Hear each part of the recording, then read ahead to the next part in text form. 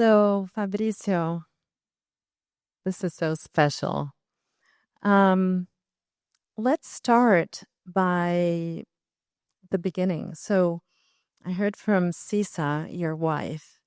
I didn't know the age, who's here, that you started programming at 9, with 9 years old. And you were in Bahia. What was your big dream then? And how did you get to found Movile? Tell us a little bit of that story.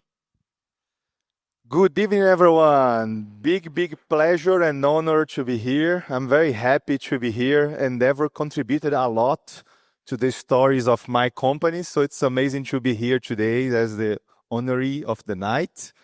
Yeah, so thank you. 40 years in 1 minute. I started to work with technology very young, with 8 years old. I love like space and technology and dream about creating the future. And since like I was 12, 13, a teenager, I started to think I'm going to create a very big global company. And be an astronaut and prepare. I'm going to the moon soon. And then I left Bahia to go to São Paulo, went to the computer science school, Unicamp, created a company just when I graduated. The normal way to tell this story is this company grew a lot, became like a company that sells $20 to $25 billion per year. That is the Movile group, iFood group. And I was invited by my partner to become now the global CEO. So now I run a company of $150 billion, 40,000 people all around the world. So that's the how can I say, the official story. But it's good to remind you that's only in the magazines. The reality is we failed a lot. We did lots of things wrong. I almost bankrupt many times. I did many more mistakes than good ideas. And during some of those stages, Endeavor helped us a lot to become a better company. So thank you. And thank you for inviting me today. So when we met in amazing. So I met Fabricio at I was telling Martin, he didn't know about this story, but when GA completed 10 years in Brazil, there was a dinner that he offered. He had just joined GA. So I went to the dinner, we sat on the same table, and that's how we met. At the time, Movile was a company just selling, ringtones and some content to Salcos, who sold it to the final customers. And you had around 70 million customers that you knew. And when we talked, you said, I want to build things and sell directly to these customers. So Innova invested. Tell us how iFood became such an icon, because that was the strategy, and then you delivered iFood. How did you get there? So iFood, I don't know if you know, we are a very big food delivery business in Brazil with like 100 million customers and as I said, more than 20 billion in sales. But I don't think the thing is the markets. I don't think it is the investors, because Veronica was there as investor, but was not only the investors. What I really believe is in culture and people. And I think that's what we built in Movile and iFood 10, 15 years ago, a culture of dream very big, having people that is very passionate about what we are doing and have a sense of purpose of, I'm here to really make an impact in the whole world. To have people that at the same time, we call it being ambidextrous company, is passionate about innovation and really building the future, but at the same time be obsessed about results. So what I've been doing for the last 15 years is creating a culture that started, as she said, in Movile. Then I moved to iFood, and what I did was rebuild the whole culture of the company to have people that as owners as me, as entrepreneurs as myself, and those people built iFood as one of the best food delivery operations in the world. So what I can really reinforce, it's all about people, culture, passionate people, entrepreneurs, not only the founders, but the people that think, I want this opportunity to have a big global impact. And that's why I was invited by my biggest shareholder to move to Europe. Now I live in Amsterdam, so I'm a Dutch Brazilian now, to do now I have a bicycle and I go by bicycle to my, so now I'm Dutch, obviously, to do the same kind of cultural transformation. So Prosus today is not an investor anymore. We are an operational tech company that has operations all around the world. And we have the opportunity to build elsewhere in Latin America, in Europe, in India, the next trillion-dollar companies. So I start with my startup now starts valuing $100 billion, but I have the ability to create the next trillion-dollar company through culture, entrepreneurship, innovation, building the future. That's what I'm doing. So I'm doing the same thing for the last few years, and I just got started. To wait next year.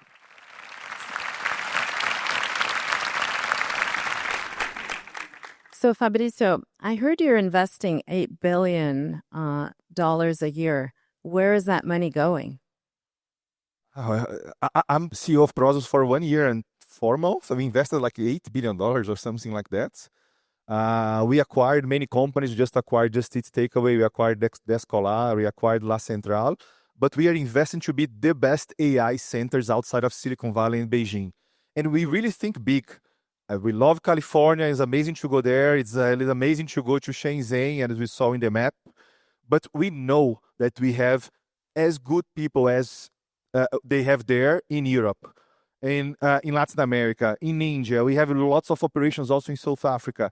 So we are really investing because we believe these areas in the world, we need to have the scale of the big tech to invest aggressively and to create the technology of the future outside US and China. And that's what we are building. We're investing a lot to really build the future. So AI now is a mainstream thing, and we've seen the markets moving because of AI. But you started investing in AI in 2018 with a company that we introduced and they acquired. What is the impact that AI is having in your existing businesses, and how far is it entrenched in the businesses, or at least in iFood? If you could explain, there are a lot of entrepreneurs here, how that transformed you and how you managed to implement that. And they have 1,000 scientists in Brazil, which is huge. Look, many people ask, do I think AI is overhyped? No, I think it's underhyped. Okay, we have some bubbles and some confusions in the market, but AI will have the impact that electricity have or the industrial revolution have. We are going to change completely how the world works. China launched 15 days ago the AI Plus plan for 5 years or 10 years, and they say AI has to be in 100% of the equipments, like this microphone or these lights, or in, I think, 5 or 7 years. AI will be everywhere, and every one of your companies are going to operate completely different because of that. So we started many years ago, 5, 7 years ago. iFood, for example, runs 200 models, runs the whole company. Everything from customer experience and fraud and marketing, optimizing marketing and personalization, obviously, everything. There is a model that makes that company to operate well. That's why we are one of the best operations in the world. That said, this was amazing 1 year ago. Right now, we are building the next 2-3 years. Now we have a large language model that has all our trillions of data all around the world in one model that can predict everything. Not only one model to each problem, but one general model that can even predict things that we haven't not trained the model for that. So AI is critical to what we are doing, but the more important is if you think I should be in California, your business can be completely different and better if you use AI to build the companies of the future. If you build agents to make you run cheaper and faster and take care of your customer better. The impacts on AI in education, healthcare, amazing and disruptive, especially elsewhere. So I think we have the obligation to invest to win. And I'm happy to do that together with Endeavor, where we have many founders and entrepreneurs around the world. Amazing. So you're a constant learner. You're always, last night at dinner, you were telling us about the different books you read. You did trips when I was at the board annually to China, to India, to many markets to learn what was going on, and to the US as well. After your master's, you did an OPM at Harvard. You did another course at Stanford. What do you still want to learn that you haven't learned yet? And how do you organize your personal life with this crazy schedule? Because you're very busy, and a lot of us who are like, not a lot of, I don't include myself, but managers like you running a global business, when do you see your daughters? When do you take time off? How do you balance all of this? So first on learning, oh my God, I have everything to learn. I think I am so lucky. I'm very grateful to the world. I got some money and shares and to learn and travel around the world, meet amazing entrepreneurs. I was in Hong Kong with the best founder of China last week in G20 5 days ago with many people, prime minister, etc. Today, I'm with some of the best entrepreneurs in the world, and I even get paid to do that. So I have an amazing opportunity to learn a lot. I have everything to learn. I read a lot. I go to the university and spend 1, 2 weeks every year. And people sometimes they ask, but you are CEO of a 50, 40,000 people company. Why you are in the university? And I say, because I want to be CEO of a 500,000 people company. So I have to keep learning and getting better and understanding more. I have everything to learn. I love psychology and quantum physics and space. So I have to learn and study more. But then you said, and how to keep the balance. Something to share with you. As you can see, I am a workaholic, obviously, but I have fun a lot. So I really enjoy the opportunity I have.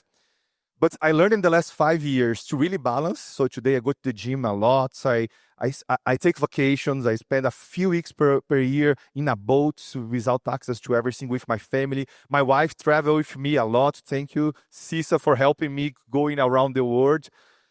I spend lots of time with my daughters. So you can be a workaholic, but if you don't have this balance in terms of health in your minds and health in your body, you cannot do that for a lot of time.